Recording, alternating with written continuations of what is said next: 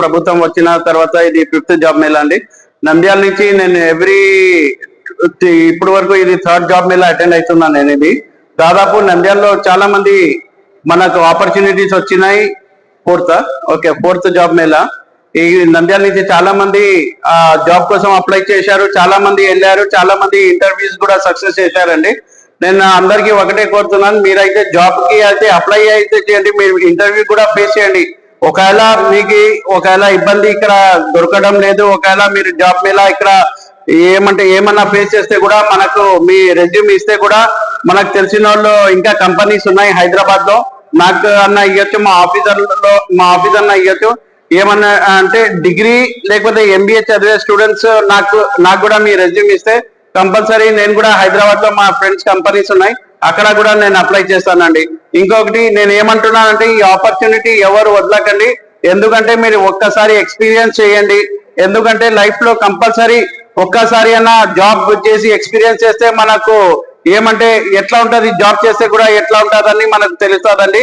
దానికోసం నేను ఒకటే అంటున్నాను, మీరు కంపల్సరీ ఇది శాలరీ చిన్నగా ఉంది లేకపోతే శాలరీ మాకు సరిపోవడం లేదని కాదు, ఫస్ట్ మీరు ఒక్కసారి మీరు ట్రై అయితే చేయండి. దాని తర్వాత మీకు ఆపర్చునిటీస్ అదే వస్తుంది, మీ ఎక్స్పీరియన్స్ బట్టి మీకు ఆపర్చునిటీస్ వస్తుందండి.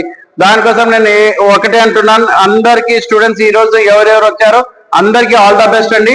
కంపల్సరీ మీకు ఒకవేళ ఏమన్నా ఇక్కడ రిజెక్ట్ అయితే కూడా ఏమన్నా అంటే కూడా ఒకవేళ మీరు డిగ్రీ లేకపోతే MBA చదివితే కూడా నాకు మీ రెజ్యూమ్ ఇవ్వండి, కంపల్సరీ నేను వేరే కంపెనీస్ కూడా ఫార్వర్డ్ చేస్తానండి. థ్యాంక్ యూ అండి.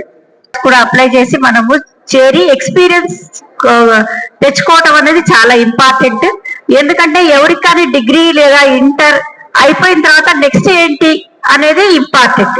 అంటే నెక్స్ట్ పీరియడ్ లో నువ్వు చదువుతున్నావా లేకపోతే ఉద్యోగం చేస్తున్నావా, ఏదైనా ఒక పనిలో కొనసాగుతున్నావా లేదా అనేది చూసేటటువంటి ఇది. దాంట్లోనే మీకున్నటువంటి ఇంట్రెస్ట్ అంతా కూడా తెలుస్తుంది. సో ఏ పని పాట లేకుండా ఖాళీగా ఉన్నాం అనుకోండి, 4 రోజులకు మన మైండ్ సెట్ కూడా ఏమవుతుందంటే ఖాళీగానే ఉండిపోవడం స్టార్ట్ అవుతుంది.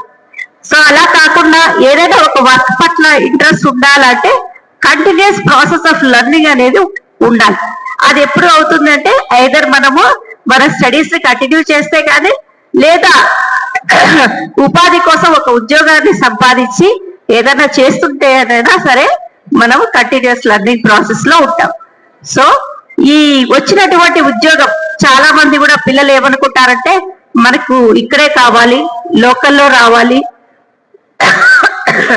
లేదా వచ్చినటువంటి జీతం సరిపోలేదనో ఏదో ఒక సాకుతో వచ్చేసి ఒకసారి వచ్చినటువంటి జాబ్ ను కూడా కాదనుకొని వెళ్ళట్లేదు.